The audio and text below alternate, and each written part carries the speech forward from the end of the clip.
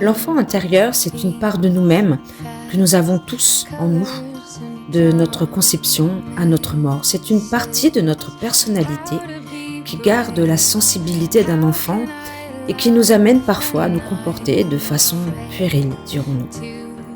Un peu à l'image des poupées russes, nous avons à l'intérieur de nous plusieurs moi. Notre monde intérieur serait en effet habité par au moins 3 moi différents. Le parent qui établit les règles, l'adulte qui décide et résout les problèmes, et l'enfant qui ressent et réagit. Écouter son enfant intérieur est quelque chose d'important.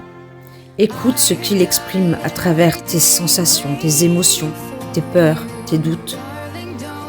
Très souvent, des événements désagréables, des situations douloureuses de notre enfance peuvent contaminer notre vie d'adulte.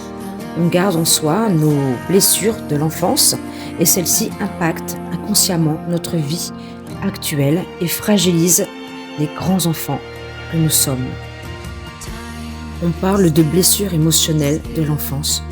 Quand on évoque ce thème, on pense tout de suite à certaines blessures très profondes comme la maltraitance, l'abandon.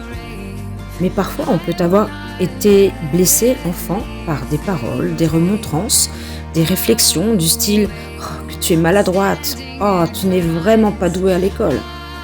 On peut aussi avoir souffert d'un manque d'amour ou d'attention, réel ou pas vraiment, de la part d'un de ses parents. Tout comme on peut avoir souffert, enfant, de l'autorité excessive, écrasante, d'une figure paternelle ou maternelle. Le problème est que si l'on ne cherche pas à guérir ces blessures émotionnelles que notre enfant intérieur porte, nous ne pouvons pas être des adultes épanouis. Et pour aider l'adulte que tu es devenu à aller mieux, il faut écouter ton enfant intérieur, te reconnecter à lui et tenter de devenir son parent réparateur en fait. Pour te connecter à ton enfant intérieur, souviens-toi de ce que tu aimais étant enfant. Remémore-toi des souvenirs d'enfance, ressors des photos de toi, enfant.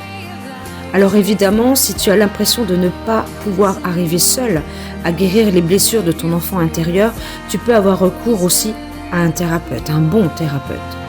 La guérison peut également s'effectuer par l'écriture ou par la pratique de protocoles spirituels spécifiques.